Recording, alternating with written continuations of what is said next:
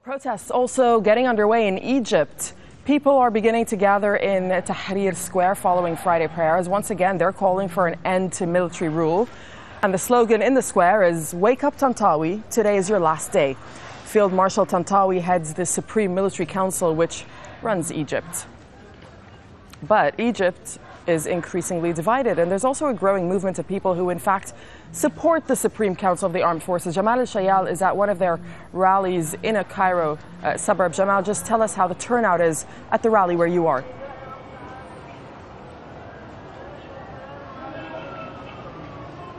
Jamal, can you hear me? Well, Doreen, we're here in Abbasiya Square, which has been the symbol of the pro-military.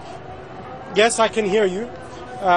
We're here in Abbasiya Square, which is now transformed into the symbol of the pro-military, pro-establishment movement here in Cairo. There are a few thousand people gathered behind me, and their chants are very much in support of the Supreme Council of Armed Forces, in support of Field Marshal Hussein Tantawi, and in support of the police. Now, their chants here are the people, the army and the police are one, and they view that it is only through the military that stability and security can be achieved in what is an increasingly insecure country.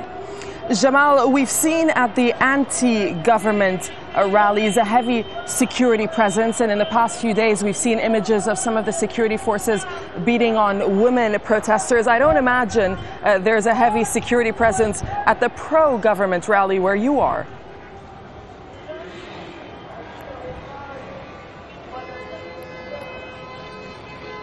Indeed, they're in far from it. Actually, the protesters here are left to protest as they wish. In fact, the police that are present are carried on the shoulders of the protesters, and there aren't any military personnel in sight. In fact, it is possibly because, or probably because, they are in support of the military that you won't find the military cracking down. You won't find scenes reminiscent of those in Tahrir or outside the cabinet offices, the very infamous ones of the beating of women and other protesters. In fact, here it is expected to be very peaceful.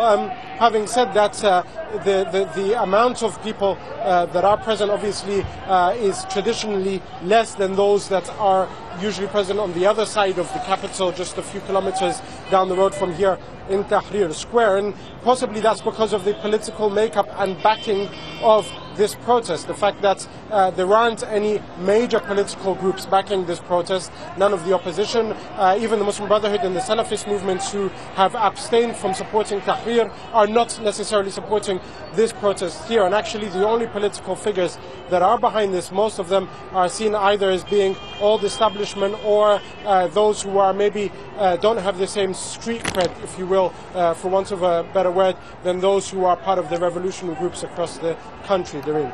All right, Jamal Elshayal, thank you very much, Jamal, for that update from a pro-military rally in Cairo.